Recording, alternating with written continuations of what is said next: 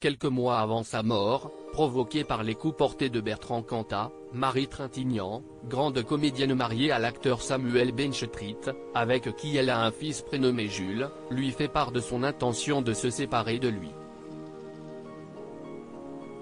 Cette rupture, Anne-Sophie Jeanne y revient plus en détail dans les pages de son livre Désir noir, publié ce mercredi 15 mars aux éditions Flammarion. À l'époque, la fille de Nadine et Jean-Louis Trintignant ne s'attend pas à avoir un coup de foudre pour Bertrand Cantat, leader de Noir Désir, qu'elle rencontre lors d'un concert en vue de la préparation de son rôle de Janis Joplin. Leur mise en relation a lieu grâce à Anne, amie de Marie et sœur de Bertrand Cantat, à qui elle avoue son coup de foudre. Pour Marie Trintignant, cette histoire d'amour apparaît comme une évidence. Le réalisateur Pierre Salvadori l'a expliqué à Anne-Sophie Jeanne, elle l'avait rencontré et elle avait décidé de quitter Samuel. Ça ne m'a pas surpris.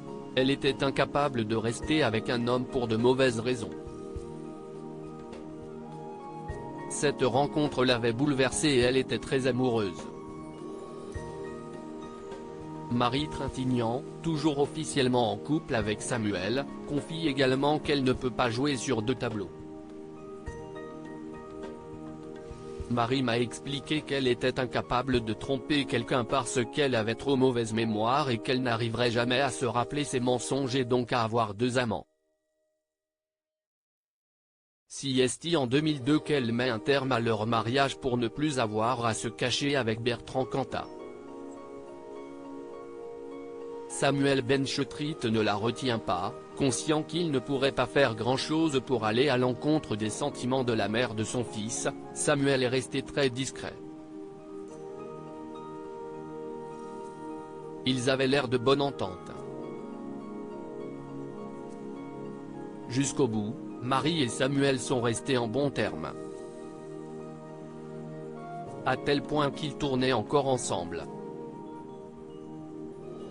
L'un des derniers textos que lui a envoyé Samuel Benchetrit, aujourd'hui heureux avec Vanessa Paradis, aurait d'ailleurs déclenché la colère noire de Bertrand Cantat et les coups fatals qu'il lui a portés à Vilnius. Un drame inoubliable malgré leur histoire d'1 an et demi, Bertrand Cantat se méfie des relations de Marie Trintignant avec ses ex et père de ses enfants.